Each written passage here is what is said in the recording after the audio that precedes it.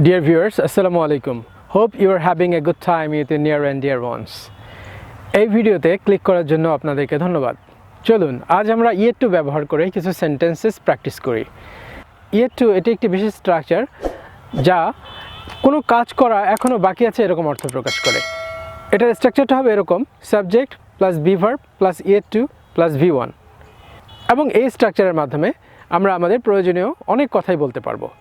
তো চলুন আমরা এরকম 10টি এক্সাম্পলের মাধ্যমে ইয়েট টু এর ব্যবহারটা পুরোপুরি শিখে ফেলি। তো প্রথম বাক্যটা হচ্ছে, আমার ড্রেসটা কেনা এখনও বাকি রয়েছে।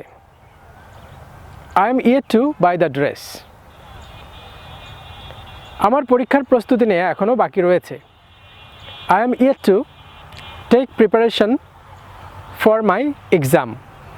I am yet to take preparation for my exam.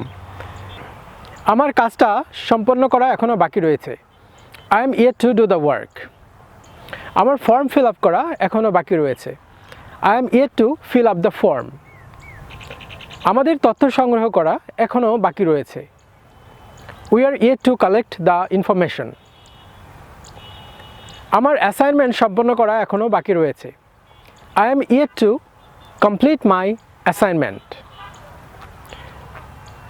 এছাড়া এরকম হতে পারে যে আমি এখনও কাজটা করিনি, সিদ্ধান্ত নেইনি, কোথাও যাইনি ও তাকে দেখিনি। এক্ষেত্রেও এভাবে আপনারা ইউজ করতে পারেন চাইলে।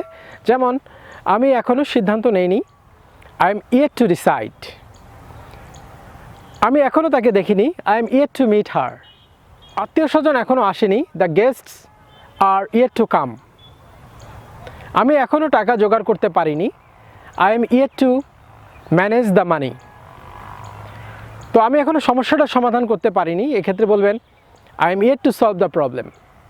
সো এই 10টি বাক্য ছিল ইয়েট টু এর এক্সাম্পল। এরকম আরও অসংখ্য সেন্টেন্সেস ইয়েট টু দিয়ে মেক করা যাবে।